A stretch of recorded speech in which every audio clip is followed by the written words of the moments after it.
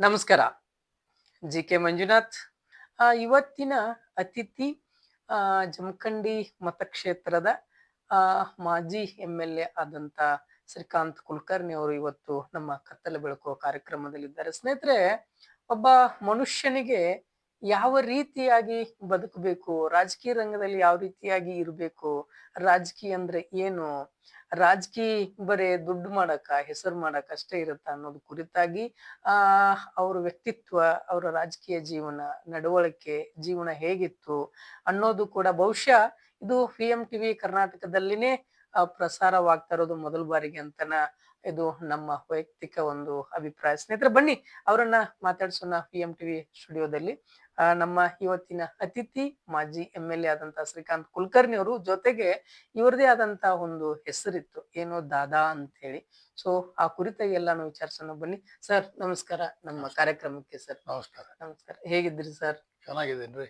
ಹಾ ಸರ್, ಹೇಗಿದೆ ರಾಜಕೀಯ ಜೀವನ ಎಲ್ಲ ಸರ್? ನಡೀತಾ ಇದೆ ರಾಜಕೀಯ ಜೀವನ. ನಾನು ಒಂದು ರಾಷ್ಟ್ರೀಯ ಪಕ್ಷದ ಸರ್ ಕಾರ್ಯಕರ್ತನಾಗಿ ಬೆಳೆದವ. ಮೂಲತಃ ನಾನು ಜಮಖಂಡಿ ತಾಲೂಕಿನ ಹಿರೇಪುರಸಲಿಯ ಒಬ್ಬ ರೈತನ ಮಗ. ರೈತರ ಮಕ್ಕಳು. ಗ್ರಾಮಾಂತರ ಜೀವನ ನನ್ನದು. ಅಲ್ಲಿಂದ ಹೋರಾಟ ಪ್ರಾರಂಭ ಮಾಡಿ ಬೆಳೀತಾ ಬಂದೆ. ಮತ್ತೆ ನನಗೆ ಹೆಮ್ಮೆಯಿಂದ ಹೇಳ್ಕೋಬೇಕಾದದ್ದು ಅಂತಂದ್ರೆ, ಈ ರಾಷ್ಟ್ರೀಯ ಸ್ವಯಂ ಸೇವಕ ಸಂಘದ ಸಂಪರ್ಕ ಬಂದ ಮೇಲೆ ಸಂಘದ ಒಂದು ವಿಶೇಷವಾದಂತ ಸಂಸ್ಕಾರ ಸಿಕ್ಕಿದ್ರಿಂದ ಆ ಭಾಗದಿಂದ, ಗ್ರಾಮಾಂತರ ಭಾಗದಿಂದ ಹೋರಾಟ ಮಾಡ್ಕೊಂಡು ಬಂದೆ. ಒಂದ್ಸಲ ಇಂದಿರಾ ಗಾಂಧಿ ಮತ್ತು ವೀರೇಂದ್ರ ಪಾಟೀಲ್ ಉಪಚುನಾವಣೆ ಲೋಕಸಭೆಗೆ ನಡೆದಾಗ ಬಹುಶಃ 77-78ರಲ್ಲಿ ಕಾಣುತ್ತೆ. ಅವಾಗ ನನಗೂ ಕೂಡ ಪ್ರಚಾರಕ್ಕೆ ಬರ್ಬೇಕು ಅಂತ ಪಾರ್ಟಿ ಕರೆ ಕೊಟ್ಟಿತ್ತು ಅಂತ ನಾವು ಹೋಗಿದ್ದೆ.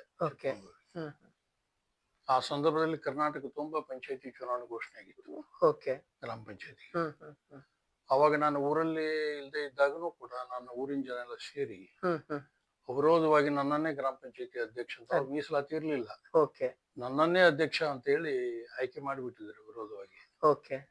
ನಾನು ಅಲ್ಲಿಂದ ಚುನಾವಣೆಯಿಂದ ಬಂದ ನಂತರ ನಾಮಿನೇಷನ್ ಪತ್ರ ದಾಖಲು ಮಾಡಿ ಗ್ರಾಮ ಪಂಚಾಯತಿ ಅಧ್ಯಕ್ಷ 5 ವರ್ಷ ಕೆಲಸ ಮಾಡಿದೆ.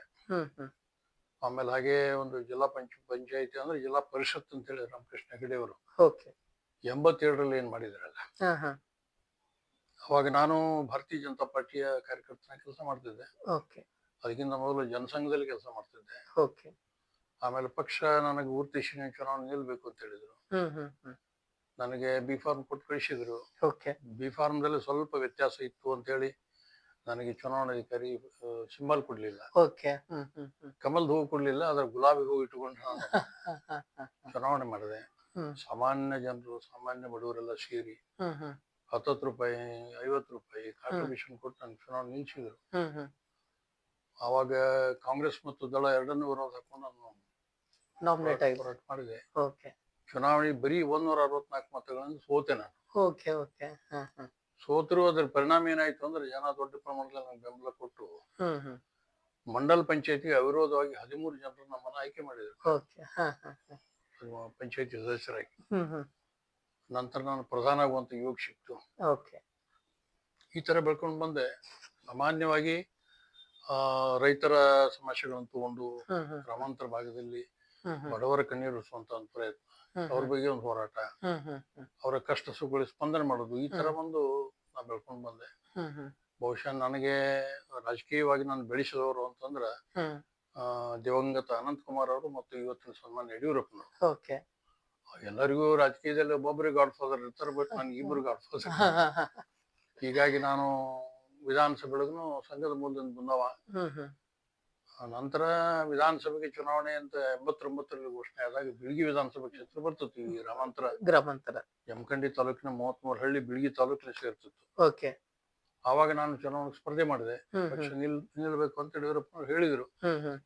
ಸ್ಪರ್ಧೆ ಮಾಡಿದೆ.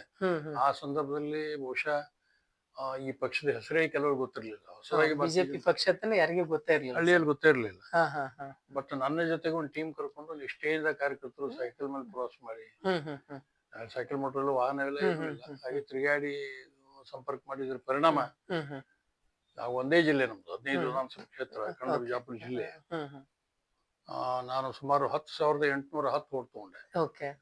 ನಂದು ಠೇವಣಿ ಉಳಿತು. 15 ಕ್ಷೇತ್ರದಲ್ಲಿ ಠೇವಣಿ ಉಳಿದದ್ದು ನಮ್ದು ಬಿಳಿಗಿ ಒಂದೇ. ಓಕೆ ಓಕೆ ಹಾಗೆ ಬೆಳೀತಾ ಬಂದೆ. ಹಂಗೆ ಸಂಘಟನೆ ಜವಾಬ್ದಾರಿ ಕೊಡ್ತು. ಜಿಲ್ಲಾ ಮಟ್ಟದಲ್ಲಿ, ರಾಜ್ಯ ಮಟ್ಟದಲ್ಲಿ ಕಿಸಾನ್ ಮೋರ್ಚಾ ಮತ್ತೊಂದು ಪಕ್ಷ ಏನ್ ಹೇಳ್ತದೆ ಹೆಚ್ಚು ಕಮ್ಮಿ ನಾವು ಮನೆ ಬಿಟ್ಟು ಪ್ರವಾಸ ಮಾಡ್ತಿದ್ದೆ. ಜಿಲ್ಲೆಯಲ್ಲಿ ಪ್ರವಾಸ ಮಾಡಿದೆ, ರಾಜ್ಯದಲ್ಲಿ ಪ್ರವಾಸ ಮಾಡಿದೆ. ಈ ತರ ಬೆಳೆದು ಬಂದೆ. ಆಮೇಲೆ ಜಮಖಂಡಿ 3 ಬಾರಿ ನಾನು ನಿಂತೆ ಅಲ್ಲಿ. 89, 94, 99. ಬೆಳಿಗ್ಗೆ ಒಂದ್ಸಲ 10,800 ಓಟು, 2ನೇ ಬಾರಿಗೆ 20,510 ಓಟ್ ತಗೊಂಡೆ, ಡಬಲ್ ಆಯ್ತು. 3ನೇ ಬಾರಿಗೆ 38,601 ಓಟು ಬಿತ್ತು. ಅದು ಆಕ್ಚುಲಿ ಡಬಲ್ ಆಯ್ತು. ಆದ್ರೂ ಕೆಲವರು ನನ್ನ ಪರವಾಗಿ ಕೆಲಸ ಮಾಡ್ಲಿಲ್ಲ ಅಂತೇಳಿ ನಾನು ಸೋತೆ. ಮತ್ತೆ ನಿಲ್ತಾನೆ ಸೋಲ್ತಾನೆ ಅನ್ಸ್ಕೋಬಾರ್ದು ಅಂತೇಳಿ ನಾನು 2004ರಲ್ಲಿ ಆ ಕ್ಷೇತ್ರವನ್ನ ನಮ್ಮ ಇನ್ನೊಬ್ಬ ಸ್ನೇಹಿತ ಮುರುಗೇಶ್ ಬಿಟ್ಕೊಟ್ಟೆ. ಜನಾಭಿಪ್ರಾಯ ಇರ್ಲಿಲ್ಲ, ಆದ್ರೂ ನಾನು ನಿರ್ಣಯ ತಗೊಂಡು ಯಾರಿಗೂ ಕೇಳದೆ ಬಿಟ್ಕೊಟ್ಟೆ. ಸರ್, ಈಗ ನೀವು ಮೂಲತಃ ಬಿಜೆಪಿಯಲ್ಲಿ ಇನ್ನೊಂದ್ ಸ್ವಲ್ಪ ಹೇಳ್ಬಿಟ್ಟಿದ್ದು ಪೂರ್ತಿ ಹೇಳ್ಬಿಟ್ಟು. ಆಮೇಲೆ 2008ರಲ್ಲಿ ಹೊಸ ಕ್ಷೇತ್ರ ಆಯ್ತು. ಯಾವ್ದು? ಜಮಖಂಡಿ. ಅಂದ್ರೆ ತೀರ್ದಾಳ್ ಹೊಸದಾಯ್ತು. ಇಲ್ಲಿ ನಮ್ಮ ಇನ್ನೊಬ್ಬ ಸ್ನೇಹಿತ ಸಿದ್ದು ಸೋದಿ ಶಾಸಕರಿದ್ರು. ಅವ್ರನ್ನ ಇಲ್ಲ ನಂಗೆ ತೀರ್ದಾಳ್ ಬೇಕು ಅಂದಾಗ ಬಿಳಿಗಿ ಮುರುಗೇಶ್ ಇದ್ರು. ನಾನು ಹೊಸ ಕ್ಷೇತ್ರ ಜಮಖಂಡಿ ನಾನು ಕೇಳಿದೆ.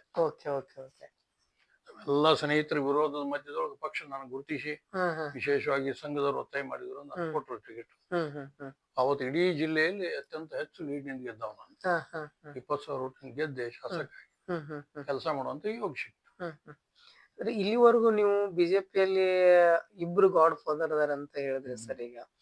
ಈಗಿನ ಬಿಜೆಪಿ ಬೆಳವಣಿಗೆನು ತಾವು ಕಾಣ್ತಾ ಇದ್ರಿ. ಈಗ ಪ್ರೆಸೆಂಟ್ ಬಿಜೆಪಿಯಲ್ಲಿ ಇದ್ರಿ, ಮತ್ತೆ RSS ಒಂದು ಬಹುದೊಡ್ಡ ಕಾರ್ಯಕರ್ತರಾಗಿನೂ ನೀವು ತಾವುಗಳ ಕೆಲಸ ಮಾಡಿದ್ರಿ ಸರ್.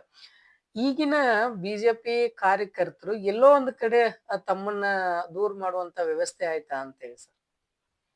ಕಾರ್ಯಕರ್ತರು ದೂರ ಮಾಡ್ಯಾರ ಅಂತ ಅನ್ಸೋದಿಲ್ಲ. ಸಂದರ್ಭ ರಾಜಕೀಯದಲ್ಲಿ ಹೆಚ್ಚು ಕಮ್ಮಿ ಆಗ್ತಿರ್ತದೆ. ಮತ್ತೆ ಕೆಲವರಿಗೆ ಬೆಳೆಸೋದು ಅನಿವಾರ್ಯ ಇರ್ತದೆ. ಜಾತಿ ಇತ್ಯಾದಿ ಹಿನ್ನೆಲೆಯಲ್ಲಿ ಚರ್ಚೆಗಳಾಗ್ತಿರ್ತಾವ.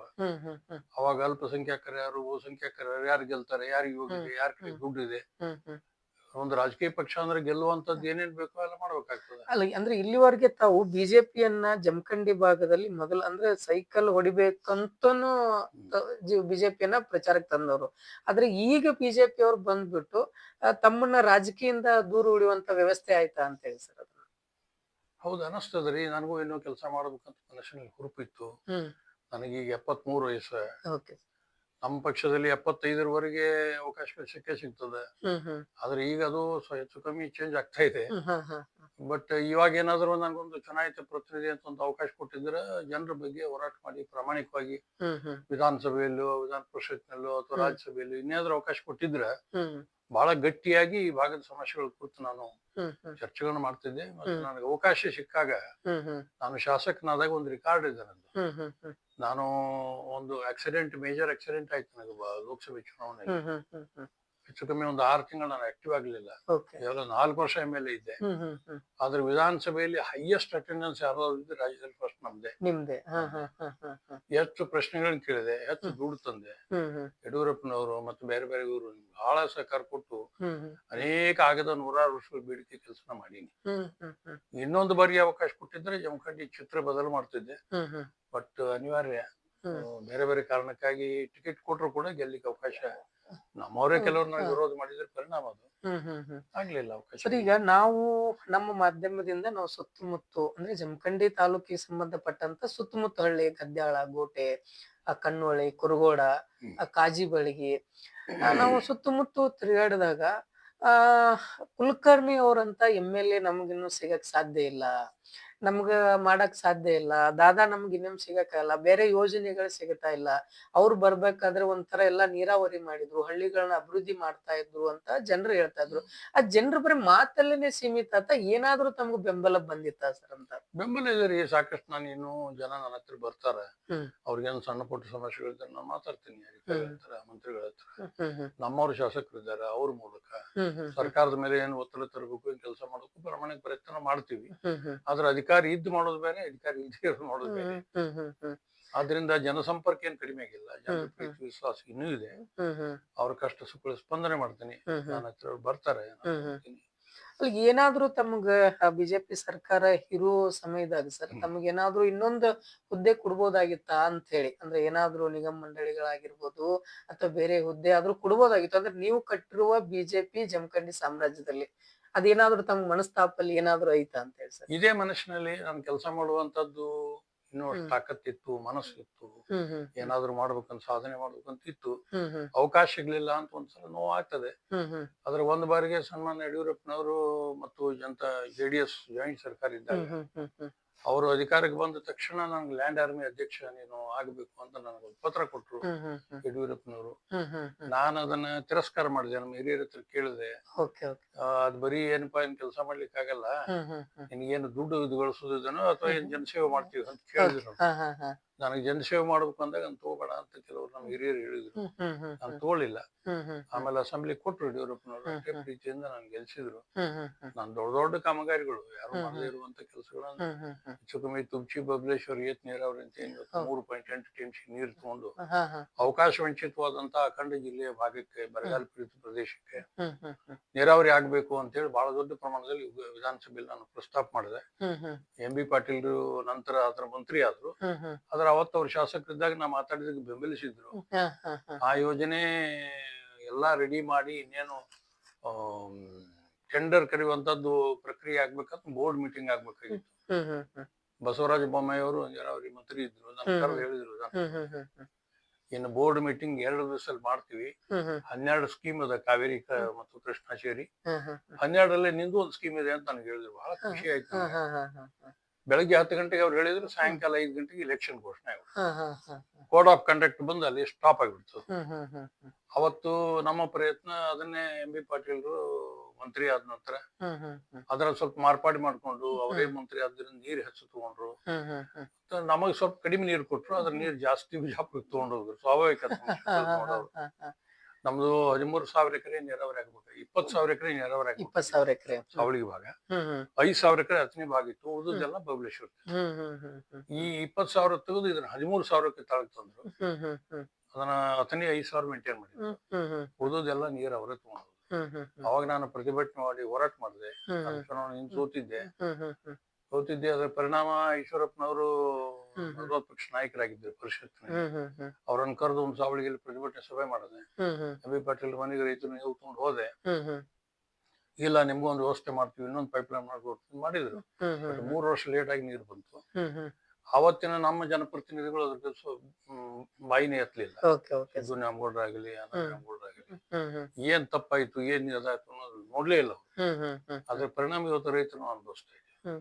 ಈಗ ಸರ್, ಈಗ ರೈತರ ಸಮಸ್ಯೆಗಳಾಗಿರ್ಬೋದು ಅಥವಾ ಒಟ್ಟಾರೆ ತಾಲೂಕಿನ ಸಮಸ್ಯೆ ಆಗಿದೆ. ಏನಾದ್ರೂ ಶ್ರೀಕಾಂತ್ ಕುಲಕರ್ಣಿ ಅವರು MLA ಆಗಿ ಮುಂದುವರೆದಿದ್ರೆ ಇಷ್ಟೊತ್ತಿಗೆ ಜಮಖಂಡಿ ತಾಲೂಕು ಜಿಲ್ಲೆ ಆಗ್ತಾ ಇತ್ತು ಅಂತ. ನಾನು ವಿಧಾನಸಭೆಯಲ್ಲಿ ಜಮಖಂಡಿ ತಾಲೂಕಾಗ್ಬೇಕು, ಜಮಖಂಡಿ ಜಿಲ್ಲೆ ಆಗ್ಬೇಕು, ಸಾವಳಿಗೆ ತಾಲೂಕಾಗ್ಬೇಕು ಮೊದಲನೇ ಧನಿ ವಿಧಾನಸಭೆಯಲ್ಲಿ ಇದ್ದವ ನಾನೇ. ಇದಕ್ಕೆ ಕಾರಣ ಅಂದ್ರೆ ನಾನು ಹೇಳಿದೆ ವಿಧಾನಸಭೆ ಒಳಗ, ಯಾವಾಗ ಸ್ವಾತಂತ್ರ್ಯ ಸಿಕ್ತು, ಸರ್ದಾರ್ ವಲ್ಲಭಾಯ್ ಪಟೇಲ್ರು ಯುಕ್ತ ದಿನಾಚರಣೆ ನಾಳೆ ಆಗ್ತಾ ಇದೆ.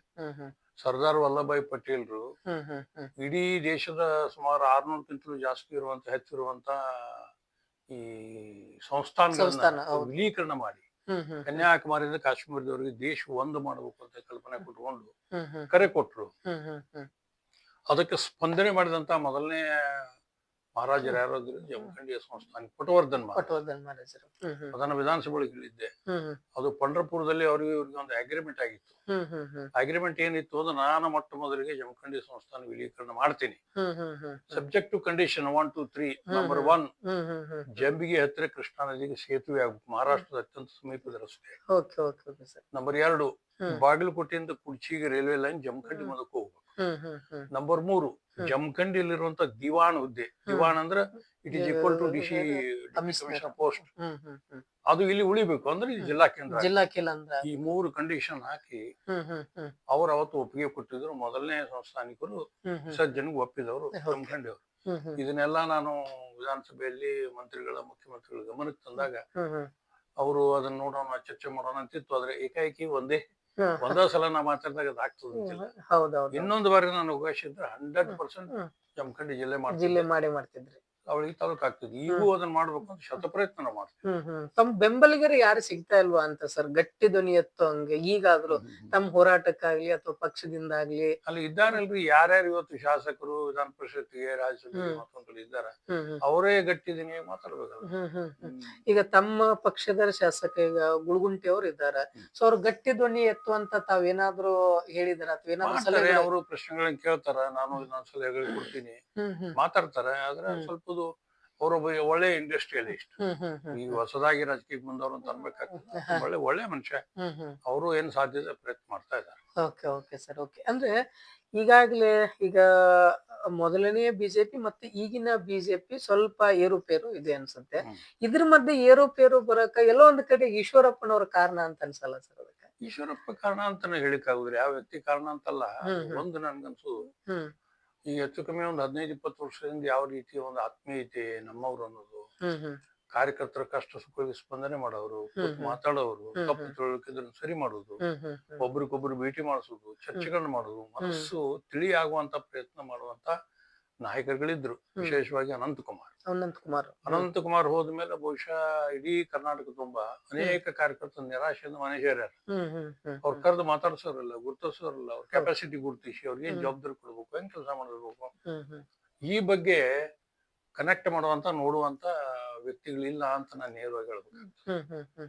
ಅದು ಯಾರೋ ಪದಾಧಿಕಾರಿ ಹೇಳ್ಬೇಕು, ಖಡಕ್ ಕರ್ವಿ ಹಾಕೊಂಡು ಮತ್ತೊಂದು ನಾವು ಅಧ್ಯಕ್ಷರ ಸಮೀಪದಲ್ಲೋ ಇನ್ಯಾರ ಸಮೀಪದಲ್ಲಿ ಇರ್ಬೇಕು, ನಮಗೇನ್ ಸಿಗ್ತದೆ, ನಾವ್ ಹೆಂಗ್ ದೊಡ್ಡವರಾಗ್ತೀವಿ, ನನಗೆ ಯಾವ್ದು ಪೋಸ್ಟ್ ನೋಡುವಂತವ್ರು ಕೆಲವರು ಇದ್ದಾರೆ. ಆದ್ರೆ ನಾನು ಬದುಕಬೇಕು, ದೇಶಕ್ಕಾಗಿ ಬದುಕಬೇಕು, ಏನಾದ್ರೂ ಮಾಡ್ಬೇಕು, ಸೇವಾ ಅಂತ ಮಾಡಬೇಕು ಅನ್ನುವಂಥದ್ದು ಬೆಳಿಬೇಕಾಗಿದೆ, ಬೆಳೆಸುವಂತ ಪ್ರಯತ್ನ ಆಗಬೇಕು. ಎಲ್ಲೋ ಒಂದು ಕಡೆ ಇದ್ರಲ್ಲಿ ಎಲ್ಲಾ ರಾಜಕೀಯ ಪಕ್ಷದಲ್ಲಿ ಹೆಚ್ಚು ಕಮ್ಮಿ ದೇಶದ ಬಗ್ಗೆ ಚಿಂತನೆ ಮಾಡುವಂತ ವ್ಯವಸ್ಥೆ ಇರೋದು ನಮ್ಮ ಪಕ್ಷದಲ್ಲೇ, ಬಿಜೆಪಿದಲ್ಲಿ ವ್ಯವಸ್ಥಿತ ಪಕ್ಷ ತಂತ್ರೆ, ಮಿಕ್ಕಿದ ಪಕ್ಷದಲ್ಲಿ ವ್ಯವಸ್ಥಿತವಾಗಿಲ್ಲ. ಇಲ್ಲ, ಅಲ್ಲಿ ಮಾತ್ರ ಏನೋ ಒಂದು ಅಧಿಕಾರಕ್ಕಾಗಿ ಮತ್ತೊಂದು ಏನೋ ಗಳಿಸ್ಬೇಕು, ದುಡ್ಡು ಗಳಿಸ್ಬೇಕು, ಮತ್ತೊಂದು ಮಾಡ್ಬೇಕು ಅಂತ ಇಟ್ಕೊಂಡು ಬೇರೆ ಪಕ್ಷದಲ್ಲಿ ಜನ ಈಗ ಅಲ್ಲೊಬ್ರು ಇಲ್ಲೊಬ್ರು ಸಿಗ್ಬೋದು, ದೇಶದ ಬಗ್ಗೆ ಯೋಚನೆ ಸಿಗ್ಬೋದು, ಅಲ್ಲಿ ಇಲ್ಲಿ ಸಿಗ್ಬೋದು, ಆದ್ರೆ ವ್ಯವಸ್ಥಿತವಾಗಿ ಇಲ್ಲ ಅಂತ ತಾವು ಹೇಳ್ತೀರಿ ಸರ್. ಈಗ ತಮ್ಮ ವ್ಯವಸ್ಥಿತ ಪಕ್ಷತೆ ಅಂತ ತಾವು ನೇರವಾಗಿನೇ ಹೇಳಿದ್ರಿ ಸರ. ಈಗ ತಾವು ಈಗ ಹೇಳಿದಾಗೇನೆ ಬಸವನಗೌಡ ಯತ್ನಾಳ್ ಅವರು ಏನಾದ್ರು ವ್ಯವಸ್ಥಿತವಾಗಿದಾರ ಅಥವಾ ವ್ಯವಸ್ಥಿತವಾಗಿಲ್ಲ ಅಂತ? ಯತ್ನಾಳ್ ಗೌಡ್ರನ್ನ ಪಕ್ಷಕ್ಕೆ ಕರ್ಕೊಂಡ್ ಬಂದವ್ ನಾನೇ. ಯಡಿಯೂರಪ್ಪನವ್ರಿಗೆ ಹೇಳಿ ಅವತ್ತು ಚಂದ್ರಶೇಖರ್ ಬೆಚ್ಚಿನ ಮಠ ಅಂತ ಹೇಳಿ ಅವ್ರಿಗೆ MLA ಬಿಜಾಪುರದಲ್ಲಿದ್ದು, ಅವ್ರು ಗೆಲ್ಲುವುದಿಲ್ಲ ಅನ್ನೋ ವಾತಾವರಣ ಸೃಷ್ಟಿಯಾಗಿತ್ತು. ಅವಾಗ ನಾನು ಯಡಿಯೂರಪ್ಪನವ್ರನ್ನ, ಬಸವನಗೌಡರು ಹೊಸದಾಗಿ ಬಂದಂತ ವ್ಯಕ್ತಿ, ಅವ್ರ ಮನೆ ಊಟಕ್ಕೆ ಕರ್ಕೊಂಡು ಹೋಗಿ ಅನಂತಕುಮಾರ್ ಅವ್ರಿಗೆ ಯಡಿಯೂರಪ್ಪ ಕನ್ವಿನ್ಸ್ ಮಾಡಿ, ಒಳ್ಳೆ ಹುಡುಗ, ಮೇಜರ್ ಕಮ್ಯುನಿಟಿ ಅವ, ಯತ್ನಾಳ್ ಅನ್ನೋ ಅವ್ರ ತಂದೆಯವ್ರ ಹೆಸರು ಬಹಳ ಒಳ್ಳೇದಿದೆ, ಈ ವ್ಯಕ್ತಿನ ಬೆಳೆಸೋಣ, ಇವ್ರಿಗೆ ಟಿಕೆಟ್ ಕೊಡೋಣ ಅಂತ ಹೇಳಿ ನಾವು ಒಪ್ಪಿಸಿದೆ. ಟಿಕೆಟ್ ಕೊಟ್ಟಿವಿ, ಅವ್ರು ಗೆದ್ರು ಮತ್ತಷ್ಟೇ ಧೈರ್ಯವಂತ, ಸಾಕಷ್ಟು ನೇರವಾಗಿ ಮಾತಾಡುವಂತ ಸ್ವಭಾವ ಅದು. ಆದ್ರೆ ನಾನು ಅನೇಕ ಬಾರಿಗೆ ಅವ್ರಿಗೆ ಹೇಳಿದೆ, ನೇರವಾಗಿ ಯಾರಿಗೂ ಈ ತರ ಮಾಧ್ಯಮದ ಮೀಡಿಯಾದ ಮುಂದೆ ಮಾತಾಡೋದು ಸರಿಯಲ್ಲ ಗೌಡ್ರೆ. ಅವ್ರು ಹೇಳಿದ್ರು ಅದು ಸ್ವಲ್ಪ ಬದಲಾವಣೆ ಇಲ್ಲ. ಅದರ ಪರಿಣಾಮ ಈಗ ಅದು ಒಂದು ಶಕ್ತಿನೇ, ಬಿಟ್ಕೊಡ್ಲಿಕ್ಕೆ ಆಗಲ್ಲ. ಇವತ್ತು ನಾಳೆ ನಮ್ಮ ಪಕ್ಷಕ್ಕೆ ಕರ್ಕೊಂಡು ಅವ್ರನ್ನ ಸರಿ ಮಾಡ್ಕೊಂಡು ಅವರು ಬದಲಾವಣೆ ಆಗ್ಬೇಕು, ಮತ್ತು ಪಕ್ಷವು ಆ ರೀತಿ ಅವ್ರನ್ನ ಕರಗಿಸುವಂತ ವ್ಯವಸ್ಥೆ ಬರ್ಬೇಕು. ಖಂಡಿತವಾಗ್ಲೂ ಬಂದವ್ರು ಬದಲಾವಣೆ ಆಗ್ತಾರ ಅಂತೀರ ಸರ್ ತಾವು? ಆಗ್ಬಹುದು, ಅವ್ರ ಮನಸ್ಸು ಮಾಡ್ಬೇಕಷ್ಟೇ. ಮತ್ತ ಅವ್ರು ಬಿಜೆಪಿ ಸಿದ್ಧಾಂತವನ್ನು ಒಪ್ಪಿದಾರ, RSS ಸಿದ್ಧಾಂತವನ್ನು ಒಪ್ಪಿದವ್ರು ಈ ತರ ಮಾಡಕ್ ಸಾಧ್ಯ ಇತ್ತು? ಹಿಂದುತ್ವದ ಬಗ್ಗೆ ಪ್ರಖರವಾಗಿ ಹಿಂದುತ್ವ ಬಗ್ಗೆ ಇರ್ತಾರ, ಆದ್ರೆ ವ್ಯಕ್ತಿ ಅಂದಾಗ ಸ್ವಲ್ಪ ಹೆಚ್ಚು ಕಮ್ಮಿ ದೋಷಗಳು ಇರ್ತಾವ, ಸಣ್ಣ ಪುಟ್ಟು. ಯಾವ ವ್ಯಕ್ತಿಗಾದ್ರೂ ಇರ್ತದೆ, ಅದನ್ನ ಸರಿ ಮಾಡ್ಕೊಂಡು ಅವ್ರು ಬಂದ್ರೆ ಬಹಳ ಒಳ್ಳೇದು. ಅಂದ್ರೆ ಎರಡೂ ಜಿಲ್ಲೆಗೆ ಒಂದು ಶಕ್ತಿ ಬರ್ತದೆ. ಎರಡೂ ಜಿಲ್ಲೆಗೆ ಒಂದು, ಅಂದ್ರೆ ಉತ್ತರ ಕರ್ನಾಟಕದಲ್ಲಿ ಅತಿ ಹೆಚ್ಚು ಧ್ವನಿ ಎತ್ತಂತ ಪ್ರಭಾವಿಗಳಲ್ಲಿ ಅವ್ರೊಬ್ರು ಯಾರು ಬಸವನಗೌಡ ಯತ್ನಾಳ್ ಅವರು. ನೀವೇ ಅವರನ್ನ ಟಿಕೆಟ್ ಕೊಡಿಸಿ ಮುಂದೆ ತಂದವರು ಸರ್. ಈಗ ಎಲ್ಲೋ ಒಂದು ಕಡೆ ನಿಮ್ಮ ಮಾತನ್ನ ಮೀರಿ ಮಾಡ್ತಾ ಇದಾರ ಅಂತ ಹೇಳಿ ಸರ್ ಅವರು? ಅಲ್ಲ, ಸ್ವಾಭಾವಿಕ ಅಲ್ಲ, ನೀವು ಹೇಳಿದ್ರಲ್ಲ ನಾನು ಅನೇಕ ಬಾರಿಗೆ ನೋಡಿದೆ, ಅವರು ಸ್ವಲ್ಪ ಸ್ವಭಾವ, ಇನ್ನೇನ್ ಮಾತಾಡಿದ್ರು ಕಷ್ಟ. ಅಂದ್ರೆ ಪಕ್ಷದ ಸಿದ್ಧಾಂತವನ್ನು ಮರೆತು ಬಿಟ್ಟು, ಪಕ್ಷದಿಂದ ಬಂದಿದ್ದೀನಿ, ಪಕ್ಷ ನನ್ನ ಮಂತ್ರಿ ಮಾಡಿದೆ, ಪಕ್ಷ ನನ್ನ ಶಾಸಕನಾಗಿ ಮಾಡಿದೆ, ಅದನ್ನ ನಾನು ಮರೆತು ಬಿಟ್ಟು ನಾನು ಮಾತಾಡ್ತಾ ಇದ್ದೀನಿ ಅನ್ನೋ ಒಂದು ಅವ್ರಿಗೆ ಅನಿಸ್ಲಿಲ್ವಾ ಅಂತ ಹೇಳಿ ಸರ್? ಏನಾಗ್ತದ್ರಿ, ಬೇರೆ ಬೇರೆ ವ್ಯಕ್ತಿಗಳಿಂದ ನೋವಾಗಿರ್ತದೆ. ಹ್ಮ್ ಹ್ಮ್ ಆ ನೋವನ್ನ ಕೆಲವರು ನಮ್ಮಂತವ್ರಿಗೂ ನೋವಾಗಿಲ್ಲೇನೋ. ಹ್ಮ್ ಹ್ಮ್ ನನಗೆ 3 ಬಾರಿಗೆ ನಮ್ಮವ್ರಿಗೆ ಸೋಲಿಸಿದ್ರಲ್ರಿ. ಹ್ಮ್ ಹ್ಮ್ ಹ್ಮ್ ಹೆಸರು ಹೇಳಿದ್ರೆ ಹೆಸರು ಹೇಳ್ತೀನಿ, ಜಗತ್ತಿಗೆ ಗೊತ್ತಿದೆ. ಯಾರು ಸರ್ ಬಿಜೆಪಿ ಅವ್ರು? ಬೇಡ ಹೇಳೋದು ಬೇಡ, ಸರಿಯಲ್ಲ ಅದು. ಹಾ ಹಾ ಹಾ ಆದ್ರೆ ನಮ್ಮವರೇ ನಮಗ್ ಸೋಲಿಸಿದಾಗ ನಾನು ನುಂಗ್ಕೊಂಡು ಸುಮ್ಮನಿರ್ಲಿಲ್ವಾ? ಹ್ಮ್ ಹ್ಮ್ ಹ್ಮ್ ಹ್ಮ್ ಯಾರು ನನಗೆ ದ್ರೋಹ ಮಾಡಿದ್ರು ಅವ್ರ ಪರವಾಗಿ ನಿಂತು ಕೆಲಸ ಮಾಡಿದವ ನಾನು. ಹ್ಮ್ ಹ್ಮ್ ಹ್ಮ್ ಹ್ಮ್ ಮತ್ತೆ ಈಗಿದ್ದು ಆ ತರ ಒಂದ್ ಸ್ವಲ್ಪ ದೊಡ್ಡ ಮನಸ್ಸು ನಾವು ಮಾಡ್ಬೇಕಾಗ್ತದೆ. ಬಸವನಗೌಡರು ದೊಡ್ಡ ಮನಸ್ಸು ಮಾಡ್ಬೇಕು. ಹ್ಮ್ ಹ್ಮ್ ಹ್ಮ್ ಸಣ್ಣ ಪುಟ್ಟಿಯನ್ರಾಗಿದ್ದಾರೆ ನಾಯಕರು ಮಾತಾಡುವಾಗ ಮತ್ತೊಂದು ವ್ಯವಸ್ಥೆ ಮಾಡುವಾಗ ಹ್ಮ್ ಹ್ಮ್ ನನಗೆ ವಿರೋಧ ಪಕ್ಷ ನಾಯಕ ಮಾಡ್ಲಿಲ್ಲ, ನನಗೆ ಅಧ್ಯಕ್ಷ ಮಾಡ್ಲಿಲ್ಲ, ಇರ್ಬೋದು ಅವ್ರ ಮನುಷ್ಯ. ಹ್ಮ್ ಹ್ಮ್ ಹ್ಮ್ ಸಮಯ ಬಂದಾಗ ಅವಕಾಶ ಸಿಕ್ಕೇ ಸಿಗ್ತದೆ. ಓಕೆ ಓಕೆ ಹೊಂದ್ಕೊಂಡಿರುವಂತ ಸ್ವಭಾವ ನಮ್ದಾಗ. ಹ್ಮ್ ಹ್ಮ್ ಹ್ಮ್ ಇಲ್ಲ ಒಂದ್ ಕಡೆ ಜಮಖಂಡಿಯಲ್ಲಿ ತುಂಬಾ ಆಪ್ತರಾಗಿ ಬಿಜೆಪಿಯಲ್ಲಿ ಕೆಲಸಗಳು ಮಾಡ್ತಾ ಇದ್ದೀರಿ ಸರ್. ಅಂದ್ರೆ ನಿಮ್ಮ ಆಪ್ತರಂದ್ರೆ ಜನ ನೋಡ್ದಂಗೆನೆ BS ಸಿಂಧೂರ್ ಅವರು ನೀವು ಬಿಜೆಪಿಯಲ್ಲಿ ಒಕ್ಕಟ್ಟಿದ್ರಿ. ಯಾಕೆ ಅವರು ಕಾಂಗ್ರೆಸ್ಗೆ ಹೋದ್ರು ಅಂತೇಳಿ? ಅವ್ರನ್ನೇ ಕೇಳ್ಬೇಕು, ನಾ ಏನ್ ಹೇಳಿ. ಅಲ್ಲ, ಈಗ ಬಿಜೆಪಿಯಲ್ಲಿ ನೀವು ಒಟ್ಟಿಗೆ ಕೆಲಸ ಮಾಡಿದ್ರು, ಅವ್ರೇನು ಬಿಜೆಪಿಲಿ ಇದ್ದವ್ರು. ನಾ ಹೇಳ್ಬೇಕು ಅಂದ್ರೆ ಅವ್ರು ಒಳ್ಳೆಯ ಸ್ನೇಹಿತರು ನನಗೆ. ಹ್ಮ್ ಆದ್ರೆ ಸ್ಟಿಕಪ್ ಇಲ್ಲ ಆ ವ್ಯಕ್ತಿ. ಹ್ಮ್ ಒಂದೇ ರಾಜಕೀಯ ಪಕ್ಷಕ್ಕೆ ಅಂಟ್ಕೊಂಡಿಲ್ಲ. ಹ್ಮ್ ಹ್ಮ್ JDS ಹೋಗಿದ್ರು ಗೊತ್ತಾ? ಗೊತ್ತು. 2013 JDS ಟಿಕೆಟ್ ಹಿಡ್ಕೊಂಡು ನಾನು ವಿರುದ್ಧ ನಿಂತರು. ಹ್ಮ್ ಹ್ಮ್ ಹ್ಮ್ ನಾನು ಹೋಟ್ ಬ್ರೇಕ್ ಮಾಡಿದ್ರು. ಹ್ಮ್ ಹ್ಮ್ ಹ್ಮ್ ಅವಾಗ ನಮ್ಮ ಹುಡುಗುಂಟಿ ಸಾಹೇಬ್ರು ಹಾ ಕಾಂಗ್ರೆಸ್ ಟಿಕೆಟ್ ಕೊಟ್ಟಿಲ್ಲ ಅಂತ ಅವರು ನಿಂತರು. ಹ್ಮ್ ಹ್ಮ್ ಹ್ಮ್ ಅವರು ಸಿಕ್ಕಾಪಟ್ಟು ಓಟ್ ತಗೊಂಡ್ರು. ನಾನು ಸೋತೆ. ಹ್ಮ್ ಹ್ಮ್ ಹ್ಮ್ ಹ್ಮ್ ಸಿಂಧೂರ್ ಅವರು ಗಟ್ಟಿಯಾಗಿ ಒಂದೇ ಪಕ್ಷಕ್ಕೆ ಅಂಟ್ಕೊಂಡು ಕೆಲಸ ಮಾಡಿದ್ರೆ ದೊಡ್ಡ ವ್ಯಕ್ತಿ ಆಗ್ತಿದ್ರು. ಹ್ಮ್ ಹ್ಮ್ ನಾನು ಹೇಳಿದ್ದೆ ಒಂದ್ ಮಾತು, ಹ್ಮ್ ಹ್ಮ್ ನಮ್ ಜೊತೆ ಗಟ್ಟಿಯಾಗಿರ್ರಿ ನೀವು, ಹ್ಮ್ ಹ್ಮ್ ಇದ್ದಾಗ ಅವಕಾಶ ಇರ್ತದೆ, ಬೆಳೆಸುವಂತ ಜವಾಬ್ದಾರಿ ನಂದು ಅಂತ ನಾನು ಹೇಳಿದೆ. ಹ್ಮ್ ಹ್ಮ್ ಹ್ಮ್ ಅವ್ರು ಅದನ್ನ ಅರ್ಥ ಮಾಡ್ಕೊಂಡು ಒಂದ್ ಸಂದರ್ಭ ನನಗೆ ಏನೇನೋ ಮಾತಾಡ್ಬಿಟ್ರು. ಹ್ಮ್ ಹ್ಮ್ ಹ್ಮ್ ನಾನು ಅವ್ರಿಂದ ದೂರ ಆದೆ. ಅಲ್ಲ, ಏನಾದ್ರು ನಿಮ್ ಜೊತೆ ನಾನು ಇದ್ದಿದ್ರೆ. GS ನ್ಯಾಮಗೌಡ್ರಿಗೆ ಹ್ಮ್ ಹ್ಮ್ ವಿಧಾನ ಪರಿಷತ್ ಸದಸ್ಯರಾಗಿದ್ದಾರಲ್ಲ, ಓಕೆ. ಅವ್ರ ಪಾರ್ಟಿ ಕರ್ಕೊಂಡ್ ನಾನೇ. ಯಾರು JS ನ್ಯಾಮಗೌಡ್ರು ಅವ್ರನ್ನ? ನೀವು ಒಳ್ಳೆ ವ್ಯಕ್ತಿ ಇದ್ರಪ್ಪ, ಕಾಂಗ್ರೆಸ್ ನಿಮ್ಗೆ ಯಾರು ಕೇರ್ ಮಾಡೋದಲ್ಲ, ಅಲ್ಲಿ ಏನ್ ಮಾಡ್ತೀರಿ ಬರ್ರಿ ಅಂತ ಹೇಳಿ ನಾನು ಬೆನ್ನ ಹತ್ತಿ ಕೈ ಹಿಡಿದು ಕರ್ಕೊಂಡ್ ಬಂದೆ ಪಾರ್ಟಿಗೆ. ಅವ್ರಿಗೆ MLC ಟಿಕೆಟ್ ಕೊಡಿಸಿದ್ವಿ, MLC ಮಾಡಿದೀವಿ. ನಾನು ಯಾರ ಮಾತು ಕೇಳಿ ಬಂದಾರಲ್ಲ ಅವ್ರು ಒಂದು ಹುದ್ದೆಯಲ್ಲಿ ಇದಾರೆ. ಜಮಖಂಡಿಯಲ್ಲಿ ನಾನು ಇವ್ರಿಗೆ ಶ್ರೀಶೈಲ್ ದಳವಾಯಿ ಅವ್ರಿಗೆ ಒಂದ್ ಬಾರಿ ಬೆಳಿಗ್ಗೆ 2ನೇ ಬಾರಿ ನಾನು ಇಲ್ಲ 94ರಾಗ ನಾ ಕರೆದು ಹೇಳಿದೆ, ನನಗೆ 20,000 ಓಟ್ ಇದೆ, ನಿಮ್ಮದು ಕಮ್ಯುನಿಟಿ 18,000 ಓಟ, 100% ನೀವು ಗೆಲ್ತೀರಾ, ಬಂದ್ಬಿಡ್ರಿ ಬಿಜೆಪಿ ಅಂದ್ರೆ. ಈಶ್ವರಪ್ಪ ಅಧ್ಯಕ್ಷರಿದ್ದ ಆಯ್ತು ಅಂತ ಒಪ್ಕೊಂಡ್ರು. ಇವ್ರು ಕರ್ಕೊಂಡು ಬೆಂಗಳೂರಿಗೆ ಹೋದೆ. ಹೋಗಿ ಈಶ್ವರಪ್ಪನವ್ರು ಹೇಳಿದೆ, ನಿಮ್ ಸಮಾಜದೊಳಗೆ ಬಂದಾನ, ಅವ್ನ ಪಾರ್ಟಿ ತಗೊಂಡ್ರಿ, ನೆಕ್ಸ್ಟ್ ಬೆಳಿಗ್ಗೆ ಕ್ಯಾಂಡಿಡೇಟ್ ಆಗ್ತಾನ, ಗೆಲ್ತಾನ. 100% ತರಸ್ ಒಂದ್ ಮಾಲಿ ಅಂದ್ರು. ನಾವೊಬ್ಬ ಅಲ್ಲಿ ಕಾರ್ಯಕರ್ತನಿಗೆ ಒಂದ್ ಮಾಲಿ ತಗೊಂಬಾರ ಕಳಿಸಿದ. ಇವರು ಕೂತವ್ರು ಎದ್ದು ಬಿಟ್ರಿ, ಇಲ್ರಿ ಒಂದ್ 2 ದಿವಸ ಟೈಮ್ ಕೊಡ್ರಿ, 2 ದಿವಸ ಇಳಿದು ಹೋಗ್ಬಿಟ್ರು. ಅವತ್ತು ಜಾಯಿನ್ ಆಗಿದ್ರೆ ಬೆಳಿಗ್ಗೆ MLA ಇರ್ತದೆ, ಇವತ್ತಿಗೆ MLA ಇರ್ತದೆ. ಅದೇ ರೀತಿಯಾಗಿ ನಿಮ್ಮ ಮಾತು BS ಸಿಂಧೂರ್ ಅವ್ರು ಕೇಳಿದ್ರೆ ಇವತ್ತು ಕೂಡ ಅವ್ರು ಏನಾದ್ರು ಆಗ್ತದೆ, ಏನಾದ್ರು ಒಂದು ಉನ್ನತ ಸ್ಥಾನದಲ್ಲಿ ಇರ್ತಾ ಇದ್ದಾರೆ. ಕಾಡು ಮಾಳಿಯವ್ರಿಗೆ ಕರೆದ ನಾನು. ಕಾಡು ಮಾಳಿ ಅಂತ ಒಳ್ಳೆ ಕಾರ್ಯಕರ್ತ. ಅವ್ರು ನಾವು ಗುರುತಿಸಿದ್ದೀವಿ. ನಮ್ಮ ಸಿದ್ದು ಸೌದಿ ಜಮಖಂಡಿ ಒಳಗಿದ್ದಾಗ ಅವ್ರ ಅಂಗಡಿ ವ್ಯಾಪಾರದ ಬಗ್ಗೆ ಭಯಂಕರ ಕುತೂಹಲ ಇತ್ತು. ನಾ ಚುನಾವಣೆ ನಿಲ್ಲಲ್ಲ, ನಾ ಬರಲ್ಲ ಹೊರಗೆ ಅಂತ ಅಂತಿದ್ರು ಅವ್ರು. ಆದ್ರೆ ಏನ್ ಮಾಡ್ಬೇಕು, ಇನ್ಯಾರು ಕ್ಯಾಂಡಿಡೇಟ್ ಇಲ್ಲ ಅಂತ ಕಾಡು ಮಾಳಿಯವ್ರ ಮನೆಗೆ ಹೋದೆ. ಬರ್ರಪ್ಪ, ಒಳ್ಳೆ ವ್ಯಕ್ತಿ, ಜಿಲ್ಲಾ ಪಂಚಾಯತಿಗೆ ಗೆದ್ದಿರಿ, ನಮ್ ಕಡೆ ಬರ್ರಿ, ನಿಮ್ಗೆ ಟಿಕೆಟ್ ಕೊಡಿಸ್ತೀನಿ, ನಾನು MLA ಆಗ್ತೀರಿ. ಅವತ್ತು ಬಂದಿದ್ರೆ ಗೆಲ್ತಿರ್ಲಿಲ್ಲ, ನೆಕ್ಸ್ಟ್ ಅವರೇ MLA ಆಗ್ತಾರೆ. ಅವರು ಕಳ್ಕೊಂಡ್ರು. ಇನ್ನೊಬ್ರು NS ದೇವರವ್ರು ಅಂತ ಇದಾರೆ. ದೇವರವ್ರು ವಕೀಲರು, ನಮ್ಮ ಕ್ಲಾಸ್ಮೇಟ್, ಇಬ್ರು ಕೂಡ ನಾವು ಡಿಗ್ರಿ ಅವ್ರಿಗೆ ಕಲ್ತವ್ರು. ಅವ್ರಿಗೆ ಒಂದ್ ಬಾರಿಗೆ 1977ರಲ್ಲಿ ಏನೋ ಒಂದು ಜನತಾ ಪಾರ್ಟಿ ಆಗ್ತದೆ. ಜನತಾ ಪಾರ್ಟಿ ಆದ್ರೆ ಚುನಾವಣೆ ಬಂದಾಗ ನಮ್ಮ ಕ್ಯಾಂಡಿಡೇಟ್ ಇರ್ಲಿಲ್ಲ. ಇಲ್ಲಿ ಕ್ಯಾಂಡಿಡೇಟ್ ಯಾರು, ಬಿಜೆಪಿ ಕ್ಯಾಂಡಿಡೇಟ್ ಯಾರು 77ರಲ್ಲ, ಯಾವಾಗದು PH ಪೂಜಾರ್ ನಿಂತ ನಮ್ಮ ಕಡೆ ರಾಮಕೃಷ್ಣ ಹೆಗಡೆ ಅವರು ಬಾಗಲಕೋಟೆ ಲೋಕಸಭೆಗೆ ಜನತಾದಳ ಕ್ಯಾಂಡಿಡೇಟ್ ಆದಾಗ ಸಿದ್ದು ನ್ಯಾಮಗೌಡರು ಜನತಾದಳದಾಗ ಇದ್ದವ್ರು ಕಾಂಗ್ರೆಸ್ ಹೋಗ್ಬಿಟ್ಟು ಚಿಕ್ಕಬಳ್ಳಾಪುರಕ್ಕೆ ಬ್ಯಾರೇಜ್ ಫೋಟೋ ತೋರಿಸಿ ರಾಹುಲ್ ಗಾಂಧಿ ಹಿಡ್ಕೊಂಡು ರಾಜೀವ್ ಗಾಂಧಿ ಹಿಡ್ಕೊಂಡು ಏನೋ ಆಗಿ ಒಳಗಡೆ ಹೋದ್ರವರು. ಅವ್ರು ಕಾಂಗ್ರೆಸ್ ಕ್ಯಾಂಡಿಡೇಟ್ ಆದ್ರು. ಎಸ್ ಬಂಗಾರಪ್ಪ ಅವರು ನಿಂತಿದ್ರು. ಹೆಗಡೆ ಅವ್ರ ವಿರೋಧಿ ಬಂಗಾರಪ್ಪ. ಅವಾಗ ನಮ್ಮ ಕ್ಯಾಂಡಿಡೇಟ್ ಇರ್ಲಿಲ್ಲ. ಯಡಿಯೂರಪ್ಪನವರು ಮತ್ತು ನಮ್ಮ ಹಿರಿಯರು ಚಂದ್ರಕಾಂತ್ ಬೆಲ್ಲದವರು ಜಮಖಂಡಿಗೆ ಬಂದ್ರು, ನಾನು ಕರೆದ್ರು. ನಾನು ಹೆಚ್ಚು ಕಮ್ಮಿ 2 ಜಿಲ್ಲಾದ್ದು ನೋಡ್ತಿದ್ದೆ. ಇಲ್ಲಿ ಕ್ಯಾಂಡಿಡೇಟ್ ಯಾರಪ್ಪ ಶ್ರೀಕಾಂತ್ ಅಂತ ಕೇಳಿದ್ರು. ನಾನು ಯೋಚನೆ ಮಾಡಿ, ಇಲ್ರಿ ನಮ್ಮ ಫ್ರೆಂಡ್ ಇದಾನ ಅಡ್ವೊಕೇಟ್, ಮೇಜರ್ ಕಮ್ಯುನಿಟಿ, ಒಳ್ಳೆ ಗಟ್ಟಿಯಾದ ಹುಡುಗ, ಒಳ್ಳೆ ಭಾಷಣಕಾರ, ಒಳ್ಳೆ ಪರ್ಸನಾಲಿಟಿ ಇದೆ, ಅವ್ನ ನಾವು ತಗೋಬಹುದು, ಪಾರ್ಟಿಗೆ ಟಿಕೆಟ್ ಕೊಡ್ಬೋದು, ಕರ್ಕೊಂಡು. ನಾನು ಇವ್ರನ್ನ IBL ಕೂಡಿಸಿ ದೇವರ ಮನೆಗೆ ಹೋಗಿ ಕೈ ಹಿಡಿದು ಕರ್ಕೊಂಡ್ ಬಂದೆ. ನಮ್ಮ ಲೀಡರ್ ಬಂದ ಕೂಡಿಸಿ ದೇವ್ರು ನೋಡಿದ್ರು, ಚರ್ಚೆ ಮಾಡಿದ್ರು. ನನಗೆ ಹೇಳಿದ್ರು, ಯಡಿಯೂರಪ್ಪ ಇದು ಫೈನಲ್ ಟಿಕೆಟ್ ಇವರಿಗೆ ಕೊಡೋದು, ಕಳಿಸ್ಬಿಟ್ಟು ನಾಳೆ ಬೆಂಗಳೂರಿಗೆ. ಇವರು ದೇವ್ರವ್ರು ಆಯ್ತ್ರಿ ಅಂತಲ್ಲಿ ಒಪ್ಕೊಂಡು ಹೊರಗೆ ಬಂದು ಏ ದೋಸ್ತ್ ಒಂದ್ 2 ದಿವಸ ಟೈಮ್ ಕೊಡ್ರಪ್ಪ ಬ್ಯಾಡಿಗೆ ಅಂತ ಸಾರ್ದು ಬಿಟ್ರು. ಅವಾಗ ನಾವು PH ಪೂಜಾರಿ ಅನಿವಾರ್ಯವಾಗಿ ನಿಲ್ಸಿದ್ವಿ. ಬರೀ 33,000 ಓಟ್ ಬಿದ್ದು ನಮಗ. ಕಾರ್ಯಕರ್ತರು ಓಟ್ ಅಷ್ಟೇ. ಕಾರ್ಯಕರ್ತರು ಓಟ್ ಅಷ್ಟೇ. ಮತ್ತೆ ಅಕಸ್ಮಾತ್ ಇವ್ರು ನಿಂತಿದ್ರ ಲಕ್ಷಾಂತರ ಓಟ್ ತೋತಿದ್ರು. ಆಮೇಲೆ ನೆಕ್ಸ್ಟ್ ಇವತ್ತೇನ್ ಗದ್ದಿಗೌಡರು ಇದ್ದಾರಲ್ಲ, ಈ ಸ್ಥಾನ ದೇವರವ್ರಿಗೆ ನಿಶ್ಚಿತ. ಖಂಡಿತವಾಗ್ಲೂ MP ಆಗೇ ಆಗ್ತಾರೆ. MP ಅಷ್ಟೇ ಅಲ್ಲ, ಸೆಂಟ್ರಲ್ ಮಿನಿಸ್ಟರ್ ಆಗ್ತದೆ. ಯಾರು ದೇವ್ರವ್ರ ವಕೀಲರು. ಅವ್ರು ಯಾರನ್ನ ಕರೆದಾರ ಅವ್ರು ಬಂದು ಅವರು MLC ಆದ್ರು. ಉಳಿದವ್ರನ್ನ ಕೆಲವು ಸ್ನೇಹಿತರು ಕರೆದೆ ಬಂದಿಲ್ಲ. ಓಕೆ, ಅಂದ್ರೆ ನಿಮ್ಮ ಮಾತು ಮೀರಿ ಹೋದವರು ಎಲ್ಲ ಬೇರೆ ರೀತಿ ಆಗಿದಾರ, ಬೇರೆ ಬೇರೆ ಪಕ್ಷದಲ್ಲಿ ಬಂತು ಅಂತ ಹೇಳಿದೆ. ಇಲ್ಲ ಸರ್, ಖಂಡಿತವಾಗ್ಲು ಈಗ ಈಗಾಗಲೇ ತಾವು ಈ ಹಿಂದಿನ ಚುನಾವಣೆ ನೋಡಿದಾಗ MP ಆಗಿರ್ಬೋದು, MLA ಆಗಿರ್ಬೋದು, ಎಲ್ಲೋ ಒಂದು ಕಡೆ MP ಎಲೆಕ್ಷನ್ ಸ್ವಲ್ಪ ಜಾತಿವಾದ ಹೋಯ್ತಾ ಅಂತ ಕಾಂಗ್ರೆಸ್ನವರು ಕೂಡ ಬಿಜೆಪಿಗೆ ಸಪೋರ್ಟ್ ಮಾಡಿದ್ರು ಅನ್ನೋ ಕೂಗ್ ಕೇಳ್ತಾ ಇತ್ತು ಸರ್. ಇಲ್ಲ, ನಮ್ ಗದ್ದಿಗೌಡರು ಒಳ್ಳೆ ವ್ಯಕ್ತಿ. ಯಾವಾಗೂ ಅವರು ಸೋಲನ್ನು ಗೊತ್ತಿಲ್ಲ. ಒಳ್ಳೆ ವ್ಯಕ್ತಿ, ಜನರ ಅಭಿಪ್ರಾಯ ಬಹಳ ಚೆನ್ನಾಗಿತ್ತು. ಆದ್ರೆ ಈ ಬಾರಿ ಶಿವಾನಂದ ಪಾಟೀಲ್ ಮಗಳು ಇಲ್ಲಿ ಕಾಂಗ್ರೆಸ್ ನಮ್ಮ ಲೀಡ್ ಕಡಿಮೆ ಆಯ್ತು. ಕಾರಣ ಅಂದ್ರೆ ಶಿವಾನಂದ ಪಾಟೀಲ್ರು ಹೆಚ್ಚು ಕಮ್ಮಿ ಕೋಆಪರೇಟಿವ್ ಸೆಕ್ಷನ್ ಬಹಳಷ್ಟು ಲಿಂಕ್ ಇದ್ದು, ಮತ್ತ ಅವರ ಮಗಳು ಚುನಾವಣೆ ನಿಂತಿದ್ರಿಂದ ಸ್ವಲ್ಪ ಮಟ್ಟಿಗೆ ನಮ್ದು ಕೊರತೆ ಆಯ್ತು. ನಮ್ಮ ಓಟ್ಗಳು ಅವ್ರ ಕಡೆ ಆಕರ್ಷಣೆ ಹೋದು. ಅಲ್ಲ, ಎಲ್ಲೋ ಒಂದು ಕಡೆ ಸರ್ MP ಅವರು ಆದ್ಮೇಲೆ ಎಲ್ಲೋ ಜನರ ಒಳಗಡೆ ಮಧ್ಯೆ ಇರಲ್ಲ, ಕೆಲ್ಸಗಳನ್ನ ಕಡಿಮೆ ಆಗ್ತಾ ಇದೆ ಅನ್ನೋದು ಸ್ವಲ್ಪ ಪಕ್ಷದಲ್ಲಿ ಎಲ್ಲಾರ ಬಗ್ಗೆನೂ ಪ್ಲಸ್ ಮೈನಸ್ ಇದ್ದೇ ಇರ್ತದೆ. ಅವ್ರು ಒಟ್ಟು ಹೇಳ್ತೀನಿ, ನಿಮ್ಗೆ ಒಳ್ಳೆ ವ್ಯಕ್ತಿ, ಯಾರಿಗೂ ಕೆಟ್ಟ ಮಾಡಿಲ್ಲ. ಕರದಲ್ಲಿ ಬರ್ತಾರ, ಹೋದವ್ರು ಮಾತಾಡಿಸ್ತಾರ, ಸರಳ ಸ್ವಭಾವ. ಅವ್ರ ಸ್ವಭಾವದಿಂದನೇ ಅವ್ರು ಗೆದ್ದು ಬರ್ತಾರೆ.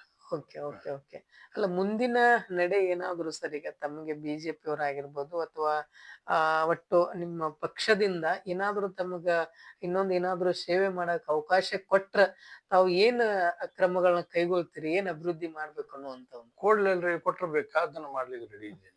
ಕೆಲಸ ಮಾಡ್ತೀನಿ. ಕ್ಷೇತ್ರದ ಬಗ್ಗೆ, ಜನರ ಬಗ್ಗೆ, ರೈತರ ಬಗ್ಗೆ, ರಸ್ತೆಗಳು ನಾನು ಶಾಸಕದಾಗ ಏನೇನ್ ಮಾಡಿದೀನಿ. ಜಂಬಿಗೆ ಬ್ರಿಡ್ಜ್ ಒಂದು ರಿಕಾರ್ಡ್ ಇದು. ಇವತ್ತು ಜಂಬಿಗೆ ಬ್ರಿಡ್ಜ್ ಅಂದ್ರೆ ಜಮಖಂಡಿ ವಿಧಾನಸಭಾ ಕ್ಷೇತ್ರದ ಹಾರ್ಟ್ ಇದ್ದಂಗೆ, ಹಾರ್ಟ್ ಆಫ್ ದಿ ಕಾನ್ಸ್ಟಿಟ್ಯೂನ್ಸಿ ಅನ್ಬಹುದು. ಅದಾದ ನಂತರ ಆ ಕಡೆ ಭಾಗದಿಂದ ಜನ ಓಡಾಟ ಮಾಡ್ಲಿಕ್ಕೆ, ಕಬ್ಬು ಸಾಗಣೆ ಮಾಡ್ಲಿಕ್ಕೆ ಮಹಾರಾಷ್ಟ್ರ ಅತ್ಯಂತ ಸಮೀಪ ರಸ್ತೆ, ಮತ್ತೆ ಎಷ್ಟು ಉದ್ಯೋಗ ಸೃಷ್ಟಿಯಾಗಿದೆ ಅಂದ್ರೆ ಬಹುಶಃ 4 ಪೆಟ್ರೋಲ್ ಪಂಪ್ ಆಗ್ಯಾವ್ರಿ, 100 ಅಂಗಡಿಗಳಾಗ್ತಾವ.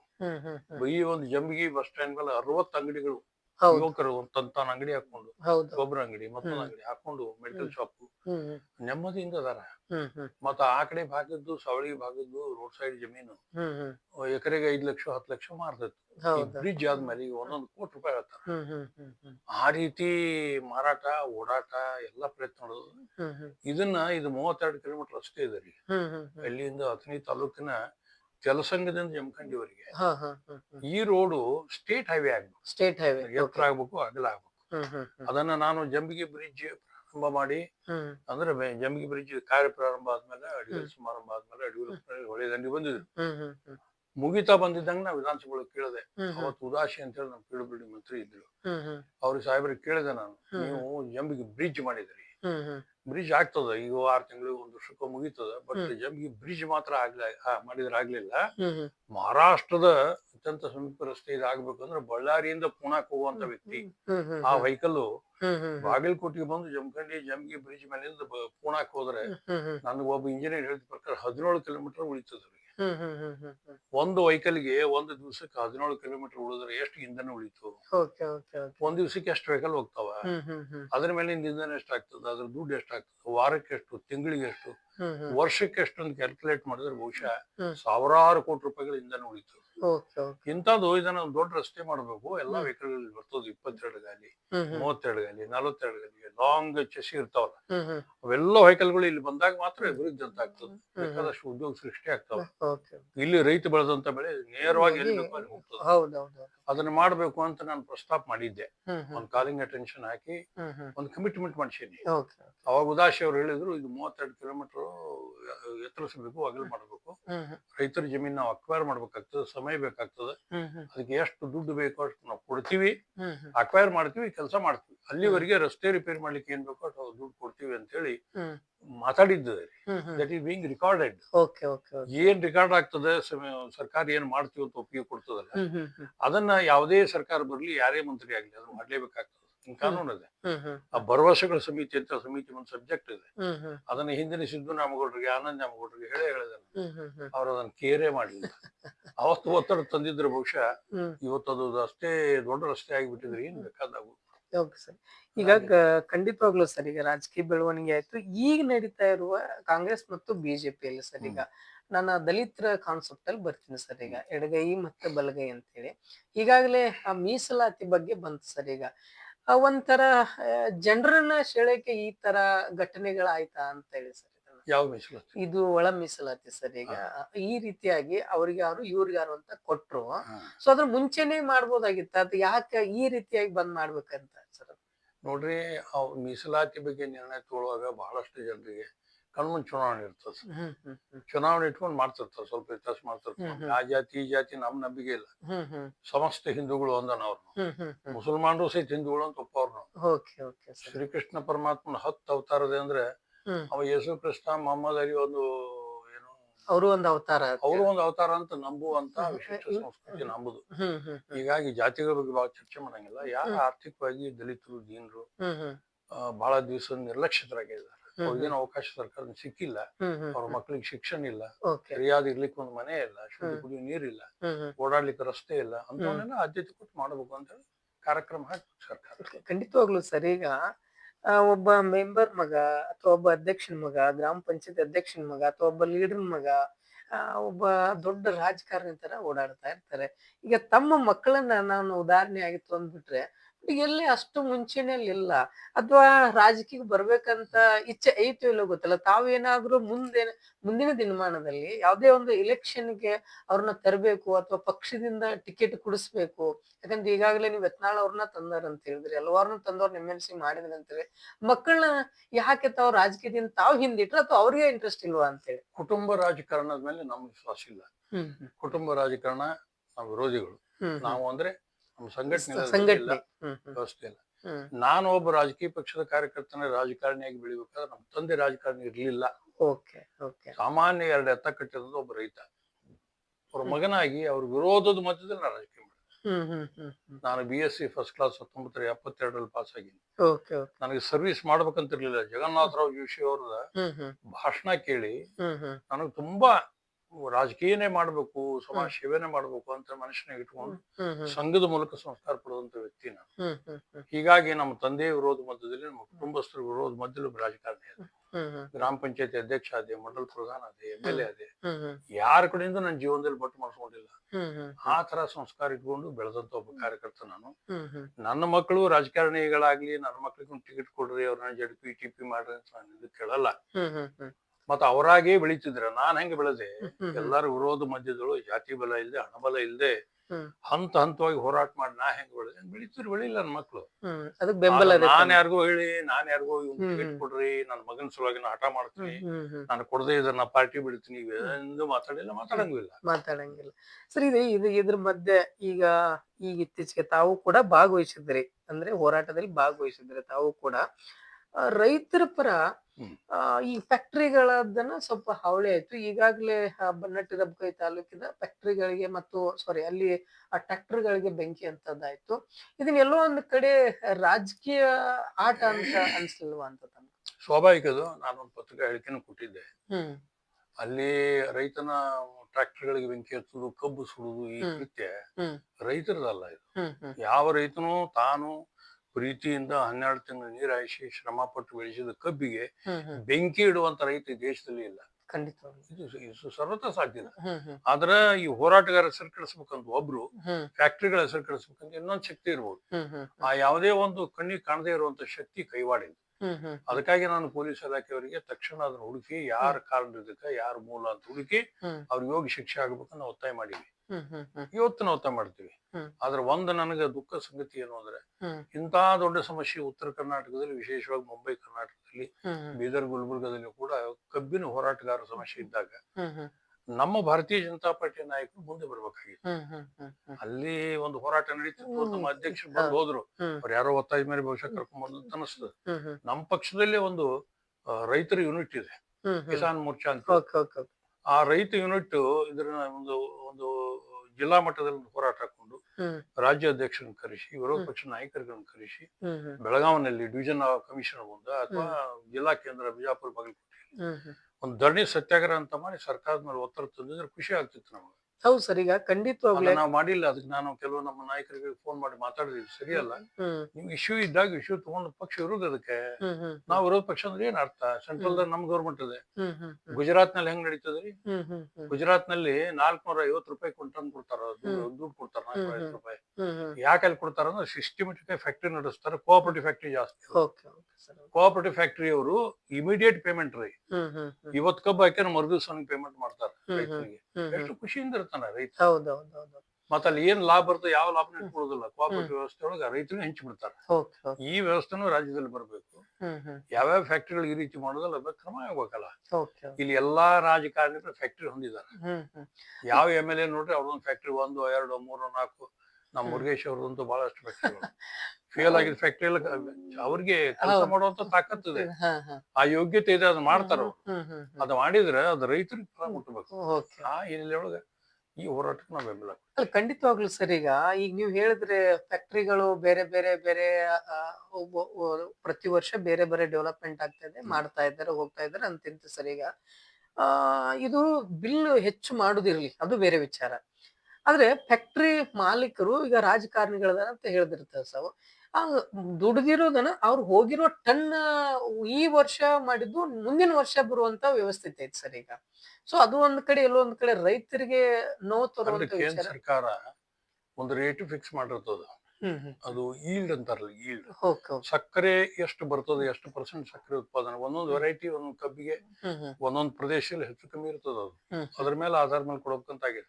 ಹ್ಮ್ ಹ್ಮ್ ಬಹುಶಃ ನಿನ್ನೆ ತಾನೇ ಏನೋ ಸರ್ಕಾರ, ಕೇಂದ್ರ ಸರ್ಕಾರ ನಿರ್ಣಯ ಮಾಡಿ ಹ್ಮ್ ಸಕ್ರಿ ಬೆಲೆ ಹೆಚ್ಚು ಮಾಡಿ ಹ್ಮ್ ಈ ಹ್ಮ್ ರೈತರಿಗೆ ಅನುಕೂಲ ಆಗ್ಲಿ, ಶುಗರ್ ಫ್ಯಾಕ್ಟ್ರಿ ಮೂಲಕ ಅವ್ರಿಗೂ ತೊಂದರೆ ಆಗ್ಬಾರ್ದು ಅಂತ ಏನೋ ಮಾಡಿದಾರೆ. ಹ್ಮ್ ಹ್ಮ್ ಹ್ಮ್ ಆದ್ರೆ ಇವತ್ತು ನನ್ಗೆ ಒಂದೇನ ಆಶ್ಚರ್ಯ ಅನಿಸ್ತು ಅಂದ್ರೆ, ಹ್ಮ್ ಹ್ಮ್ ಈ ಕಬ್ಬು ಏನ್ ನಾವು ಹೋಗ್ತದಲ್ರಿ, ಹ್ಮ್ ಹ್ಮ್ ಕಬ್ಬಿನ ಬೆಲೆ, ಅದ್ರ ಬರುವಂತ ಉಪ ಉತ್ಪನ್ನಗಳು ಸಾಕಷ್ಟು ಅವ್ರಿಗೆ ಲಾಭ ಆಗ್ತದೆ. ಓಕೆ ಓಕೆ ಮತ್ತ 100% ಎಲ್ಲಾ ಫ್ಯಾಕ್ಟ್ರಿಯವರು ತೂಕ ಹೊಡಿತಾರೆ. Okay okay okay okay. ಕಾಟ ಹೊಡಿಯೋದು ಅಂತಾರಲ್ಲ, ಹಾ, ಕಾಟ ಹೊಡಿದು. ಅದು ರೈತಗೆ ಗೊತ್ತಾಗಲ್ದೆ ಅದು ಮೋಸ ನಡೀತದೆ. ಹ್ಮ್ ಹ್ಮ್ ಹ್ಮ್ ಇದ್ರ ಬಗ್ಗೆ ನಮ್ಮ ಲಕ್ಷ್ಮಣ ಸವದಿ, ನಮ್ಮ ಒಳ್ಳೆಯ ಸ್ನೇಹಿತರು, ಹ್ಮ್ ಹ್ಮ್ ಹ್ಮ್ ಇವತ್ತು ಕಾಂಗ್ರೆಸ್ ಹೋಗಿದ್ದಾರೆ, ಹೋಗ್ಲಿ, ಹಾ. ಅದ್ರ ವಿಧಾನಸಭೆ ಒಳಗೆ ಸುದೀರ್ಘವಾಗಿ ಮಾತಾಡಿದ್ರು. ಹ್ಮ್ ಏನೇನ್ ಹ್ಮ್ ನಡೀತು ಅಂತ ಹೇಳಿದ್ರು, ಹ್ಮ್ ಕಂಟ್ರೋಲ್ ಹ್ಮ್ ಮಾಡ್ಲಿಕ್ಕೆ ಒತ್ತಾಯ ಮಾಡಿದ್ರು. ಹ್ಮ್ ಹ್ಮ್ ಹ್ಮ್ ಅದನ್ನ ಬೇರೆ ಬೇರೆ ವೇಯಿಂಗ್ ಮಷಿನ್ಸ್ ಅಂತ ಹೇಳಿ ಗೌರ್ಮೆಂಟ್ ಇಂದ ಹಾಕಿ ಓಕೆ. ಅದ ಕರೆಕ್ಟ್ ಹೋಗುವಂಗ, ಕರೆಕ್ಟ್ ವೇಟ್ ಆಗುವಂಗ ಮಾಡಿದ್ರೆ ಹ್ಮ್ ಹ್ಮ್ ರೈತಂಗ್ ಲಾಭ ಆಗ್ತದೆ. ಓಕೆ ಸರ್, ಖಂಡಿತವಾಗ್ಲೂ ಈಗ ರೈತರ ಸಮಸ್ಯೆಗಳಾಗಿರ್ಬೋದು ಅಥವಾ ಬೇರೆ ವಿಚಾರಗಳನ್ನ ಬರ್ತಾ ಬರ್ತಾ ನಾವು ವಿಶೇಷವಾಗಿ ಮಾತಾಡ್ತಾ ಬಂದಿವಿ ಸರ್. ಈಗ ತಮ್ಮ ವೈಯಕ್ತಿಕ ಜೀವನದಲ್ಲಿ ರಾಜಕೀಯನೇ ಬೇಡಪ್ಪ, ನನಗೆ ಇಂಥ ಇದು ಬೇಡ ಬೇಡ, ನನಗೆ ಇಷ್ಟು ನೋವು ಆಗಿದೆ ಅನ್ನೋ ಘಟನೆ ಏನಾದ್ರು ನಮ್ಮ ಮುಂದೆ ಹಂಚ್ಕೊಳಕ್ ತಾವು ಇಷ್ಟಪಡ್ತೀರ ಅಂತ ಹೇಳಿ ಸರ್? ಏನ್ ಹಂಚ್ಕೊಳ್ಳೋ ಪ್ರಶ್ನೆ ಇಲ್ಲಲ್ರಿ. ಏನ್ ನನಗೆ ಅವಕಾಶ ಕೊಟ್ಟದ ಪಾರ್ಟಿ ಹ್ಮ್ ಸಾಕಷ್ಟು. ಈ ಹಿಂದೆ ನನಗೆ ರಾಜ್ಯ ಮಟ್ಟದಲ್ಲಿ, ಜಿಲ್ಲಾ ಮಟ್ಟದಲ್ಲಿ ಹ್ಮ್ ಜವಾಬ್ದಾರಿ ಕೊಟ್ಟರು. ಹ್ಮ್ ಹ್ಮ್ ಅವರ ಇರುವಂತ ವಿಶ್ವಾಸ ನನ್ನ ಮೇಲೆ ಇಟ್ಟಿದ್ರ ಪ್ರಕಾರ ನಾನು ಕೆಲಸನೂ ಮಾಡಿದೆ. ನನ್ ಸಮಾಧಾನ ಇದೆ. ಹ್ಮ್ ಹ್ಮ್ ಗ್ರಾಮ ಪಂಚಾಯತಿ ಅಧ್ಯಕ್ಷ ಆಗಿದ್ದೆ, ಮಂಡಲ ಹ್ಮ್ ಪಂಚಾಯತಿ ಪ್ರಧಾನ ಆಗಿದ್ದೆ. ಹ್ಮ್ ಹ್ಮ್ ನಾನು ಅಟಲ್ಜಿ ಪಕ್ಕದಲ್ಲಿ ಕೂತೀನಿ, ಅಡ್ವಾಣಿಯವ್ರ ಪಕ್ಕದಲ್ಲಿ ಕೂತೀನಿ, ನರೇಂದ್ರ ಮೋದಿ ಅವ್ರ ಪಕ್ಕದಲ್ಲಿ ಕೂತೀನಿ, ಹ್ಮ್ ಹ್ಮ್ ಅನಂತಕುಮಾರ್ ಯಡಿಯೂರಪ್ಪನವ್ರು ನನ್ನ ಸೈಕಲ್ ಮೋಟರ್ ಮೇಲೆ ಕೂತಾರ. ಹ್ಮ್ ಹ್ಮ್ ಹೀಗೆಲ್ಲ ನಾವು ಕೆಲಸ ಮಾಡಿದವ್ರು ಇದ್ವಿ. ನಮ್ಗೇನ್ ದುಃಖ ಇಲ್ಲ. ಹ್ಮ್ ಹ್ಮ್ ಆದ್ರೆ ಇನ್ನೂ ಕೆಲಸ ಮಾಡ್ಬೇಕಂತ ಮನಸ್ಸಿನಲ್ಲಿ ಒಂಥರ ಹ್ಮ್ ಉತ್ಸುಕತೆ ಇದೆ. ಉಸ್ತುಕತೆ ಐತಿ. ಏನಾದ್ರು ಪಕ್ಷ ಅವಕಾಶ ಕೊಟ್ರೆ ಕೆಲಸ ಮಾಡ್ತೀನಿ. ಹ್ಮ್ ಹ್ಮ್ ಅವಕಾಶ ಕೊಡದೇ ಇದ್ರು ನನ್ನ ಕೆಲಸ ನಾನು ಏನ್ ಸಾಧ್ಯವೋ ಹ್ಮ್ ನನ್ನ ಕ್ಷೇತ್ರದಲ್ಲೇ, ನಮ್ಮ ಜಿಲ್ಲೆಯಲ್ಲಿ ಎಲ್ಲಿ ಕರೀತಾರೆ ಅಲ್ಲಿ ಹೋಗಿ ಹ್ಮ್ ಹ್ಮ್ ನನಗೊಂದು ವಿಶೇಷವಾದಂತ ವ್ಯವಸ್ಥೆ ಮಾಡಿದ್ರು. ಹ್ಮ್ ಹ್ಮ್ ಏನಂತಂದ್ರೆ ಒಂದು ಜವಾಬ್ದಾರಿ ಕೊಟ್ಟಿದ್ರು. ಹ್ಮ್ ಪ್ರಶಿಕ್ಷಣ ವರ್ಗ ಅಂತ ಮಾಡ್ತೀವಿ ನಾವು. ಹ್ಮ್ ಹ್ಮ್ ಹ್ಮ್ ಹೊಸ ಹೊಸ ಕಾರ್ಯಕರ್ತರು ಯಾರು ಬರ್ತಾರೆ ಅವ್ರಿಗೆಲ್ಲ ಪ್ರಶಿಕ್ಷಣ ಹೆಂಗೆ ಅಂತಂದ್ರೆ, ಕಾರ್ಯಕರ್ತರು ಹೆಂಗಿರ್ಬೇಕು, ಹೆಂಗ್ ಬೆಳಿಬೇಕು, ಹ್ಮ್ ಹ್ಮ್ ನಮ್ಮ ಸಿದ್ಧಾಂತ ಏನು, ರಾಷ್ಟ್ರ ಅಂದ್ರೆ ಏನು, ಒಂದೊಂದು ಡಾಕ್ಟರ್ ಶ್ಯಾಮಾಪ್ರಸಾದ್ ಮುಖರ್ಜಿ ಏನ್ ಹೇಳಿದ್ರು, ಹ್ಮ್ ಹ್ಮ್ ಪಂಡಿತ್ ದೀನ್ ದಯಾಳ್ ಉಪಾಧ್ಯಾಯರಿಗೆ ಏನ್ ಹೇಳಿದ್ರು, ಹ್ಮ್ ಅವನ್ನೆಲ್ಲ ಬೇರೆ ಬೇರೆ ಪಾಠಗಳಿಗೆ ಕಲಿಸುವಂತದ್ದು ಒಂದು ವ್ಯವಸ್ಥೆ ಇತ್ತು. ಒಂದು ಟೀಮ್ ಇರ್ತದ ನಮ್ದು. ಹ್ಮ್ ಹ್ಮ್ ಹ್ಮ್ ಆ ಟೀಮಿನ ರಾಜ್ಯ ಸಂಚಾಲಕ ಅಂತ ಮಾಡಿದಾರೆ. ನಾನು ಓಕೆ ಓಕೆ ಸರ್. ಬೆಳಗಾವಿ ವಿಭಾಗದ ಪ್ರಮುಖ ಅಂತೂ ಮಾಡ್ತಿದ್ದೆ. ಹ್ಮ್ ಹ್ಮ್ ಅವ್ರು ಏನ್ ಜವಾಬ್ದಾರಿ ಕೊಟ್ಟರು ಮಾಡ್ತೀನಿ. ನನ್ನ ಬಗ್ಗೆನೂ ಹ್ಮ್ ಬಹಳ ಪ್ರಾಮಾಣಿಕರಂತ ಶತ್ರುಗಳು ಬಹಳ ಇರ್ತಾರೆ. ಹ್ಮ್ ಹ್ಮ್ ಹ್ಮ್ ನನ್ನ ಬಗ್ಗೆ ಅಪಪ್ರಚಾರ, ನನ್ನ ಬಗ್ಗೆ ಸುಳ್ಳು ಹೇಳುದು, ಅವ್ರಿಗೆ ತಲೆ ಕೆಡಿಸೋದು, ಇವ್ರು ತಲೆ ಕೆಡಿಸೋದು ಎಲ್ಲ ಮಾಡ್ತಿರ್ತಾರೆ. ಹ್ಮ್ ಹ್ಮ್ ಮತ್ತು ಬಹಳ ಕಡೆ ನಾವು ನೋವಿನಿಂದ ಹೇಳ್ಬೇಕಾದ್ರೆ ಜಾತಿ ಲೆಕ್ಕಕ್ಕೆ ಬರ್ತದ.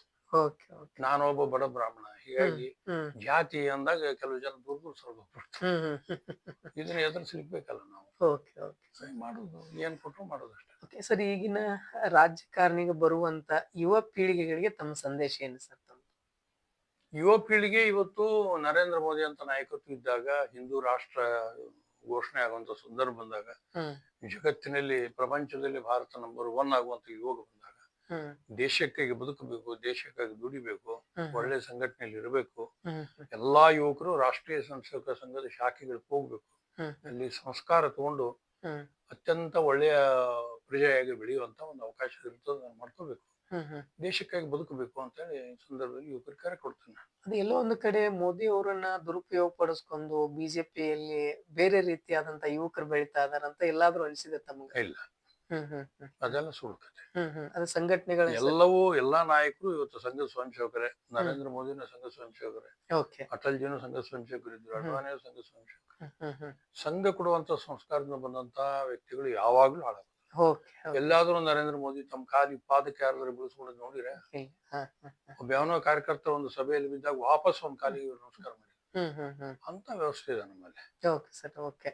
ಓಕೆ ಸರ್, ಖಂಡಿತವಾಗ್ಲೂ ಈವರೆಗೆ ನಮ್ಮ PMTV ವಾಹಿನಿಯಲ್ಲಿ ಕತ್ತಲು ಬೆಳಕು ಕಾರ್ಯಕ್ರಮದಲ್ಲಿ ರಾಜಕೀಯ ಬೆಳವಣಿಗೆ ಬಗ್ಗೆ ಯುವಕರಿಗೆ ತಮ್ಮ ಬೆಳವಣಿಗೆಯನ್ನ ಹೇಳಿದ್ರಿ. ತಮಗೂ ಕೂಡ ಇನ್ನೂ ಅವಕಾಶಗಳು ಸಿಗ್ಲಿ, ಪಕ್ಷದಲ್ಲಿ ಜನಸೇವೆ ಮಾಡುವಂತ ಪಕ್ಷದಲ್ಲಿ ಸಿಗ್ಲಿ, ಜಮಖಂಡಿ ಜಿಲ್ಲೆ ಆಗ್ಲಿ ಅನ್ನುವ ತಮ್ಮ ಉತ್ಸಾಹಕ್ಕ ನಾವು ಕೂಡ ಕೃತಜ್ಞತೆಗಳನ್ನು ಸಲ್ಲಿಸ್ತೀವಿ ಸರ್. ತಮಗೆ ನಮ್ಮ ಕಾರ್ಯಕ್ರಮಕ್ಕೆ, ನಮ್ಮ PMTV ಕರ್ನಾಟಕ ಸ್ಟುಡಿಯೋಕ್ಕೆ ಬಂದು ಕಾರ್ಯಕ್ರಮ ಕೊಟ್ಟಿದ್ದಕ್ಕೆ ತಮಗೆ ಹೃತ್ಪೂರ್ವಕವಾದ ಅಭಿನಂದನೆಗಳನ್ನ ಸಲ್ಲಿಸ್ತೀವಿ ಸರ್. ಓಕೆ ಸ್ನೇಹಿತರೆ, ನೋಡಿದ್ರಲ್ಲ, ಈಗ ಅವರ ರಾಜಕೀಯ, ನಾನು ಒಬ್ಬ ಮಾಜಿ ಶಾಸಕರಾದ್ರೂ ಕೂಡ ನೀವು ಕರೆದು ನನಗೆ ಮಾತಾಡ್ಲಿಕ್ಕೆ ಅವಕಾಶ ಕೊಟ್ಟು, ನನ್ನ ಪ್ರಶ್ನೆಗೆ ಪೂರ್ವ ತಯಾರಿ ಇಲ್ಲದೆ ನೀವೇನ್ ಕೇಳಿದ್ರೆ ಅದಕ್ಕೆಲ್ಲ ಉತ್ತರ ಕೊಟ್ಟೀನಿ. ನನಗೊಂಥರ ಅವಕಾಶ ಕೊಟ್ಟಿದ್ದಕ್ಕೆ ನಿಮಗೂ ಧನ್ಯವಾದ. ಸರ್. ಇಲ್ಲ, ನೋಡಿದ್ರಲ್ಲ ಸ್ನೇಹಿತರೆ, ಆದ್ರೂ ಕೂಡ ಒಂದು ಕನ್ಸರ್ನಲ್ಲಿ ಒಬ್ಬ ವ್ಯಕ್ತಿತ್ವ ಹೇಗಿರ್ಬೇಕು ಅನ್ನೋದು ಮೇಲಾಗಿ ತಿಳಿಸಿಕೊಟ್ಟಂತ ದಾದಾ ಅಂತಾನೆ ಪ್ರಖ್ಯಾತಿ ಆದಂತ ಜಮಖಂಡಿ ತಾಲೂಕಿನಲ್ಲಿ ಹಲವಾರನ್ನ ಯಾರ್ಯಾರನ್ನ ರಾಜಕೀಯಕ್ಕೆ ತಂದಿದ್ರು ಅನ್ನೋದು ಕುರಿತಾಗಿ ಹೇಳಿದ್ರು ಸ್ನೇಹಿತರೆ. ಅವರ ವೈಯಕ್ತಿಕ ಜೀವನವನ್ನ ಮತ್ತೊಂದು ನಾವು ಎಪಿಸೋಡ್ ಅನ್ನ ಮಾಡ್ತೀವಿ. ಅದ್ರ ರಾಜಕೀಯ ಜೀವನ ಮತ್ತು ರಾಜಕೀಯ ಬೆಳವಣಿಗೆಯನ್ನ ಮಾತ್ರ ನಾವು ಬೆಳೆದಿದ್ವಿ. ಇನ್ನೊಂದು ಎಪಿಸೋಡ್ ಯಾವ ರೀತಿ ಅಂದ್ರೆ, ಅವ್ರು ಹುಟ್ಟಿದ್ ಯಾವ ಊರು, ಎಲ್ಲಿಂದ ಹುಟ್ಟಿದ್ರು, ಅವ್ರ ತಂದೆ ತಾಯಿ ಏನ್ ಮಾಡ್ತಾ ಇದ್ರು, ಅವ್ರ ಶಿಕ್ಷಣದ ಏನಿತ್ತು ಅನ್ನೋದು ಕೂಡ ಇನ್ನೊಂದು ಕೂಡ ಎಪಿಸೋಡ್ ಅನ್ನ ಮಾಡ್ತೀವಿ. ಆದ್ರೆ ಈಗಿನ ಮಟ್ಟದಲ್ಲಿ ರಾಜಕೀಯನ್ನ ನಾವು ಅವರ ಜೊತೆ ಮಾತಾಡ್ಸುವಂತ ಪ್ರಯತ್ನ ಪಡ್ತೀವಿ ಸ್ನೇಹಿತರೆ. ನೋಡಿದ್ರಲ್ಲ, ಇವತ್ತು ಮಾಜಿ ಶಾಸಕರಾದಂತ ಶ್ರೀಕಾಂತ್ ಕುಲಕರ್ಣಿ ಅವ್ರ ಬಗ್ಗೆ ತಮ್ಮ ಅಭಿಪ್ರಾಯಗಳನ್ನ ನಮಗೆ ಕಮೆಂಟ್ ಬಾಕ್ಸ್ ಅಲ್ಲಿ ತಿಳಿಸಿ. ದಯವಿಟ್ಟು ಈ ವಿಡಿಯೋನ ಎಲ್ರಿಗೂ ಶೇರ್ ಮಾಡಿ, ರಾಜ್ಯಾದ್ಯಂತ ಶೇರ್ ಮಾಡಿ, ಯುವಕರು ತಿಳ್ಕೊಳ್ಳಿ ಅನ್ನೋ ಉದ್ದೇಶಕ್ಕೆ ಈ ಕತ್ತಲು ಬೆಳಕು ಕಾರ್ಯಕ್ರಮ ಸಾಧಕರನ್ನ ಗುರುತಿಸಿವಿ. ಸ್ನೇಹಿತರೆ, ಮತ್ತೊಂದು ವಿಶೇಷ ಕಾರ್ಯಕ್ರಮದೊಂದಿಗೆ ತಮ್ಮ ಮುಂದೆ ಬರ್ತೀನಿ. ನಿಮ್ಮ GK ಮಂಜುನಾಥ್. ನಮಸ್ಕಾರ.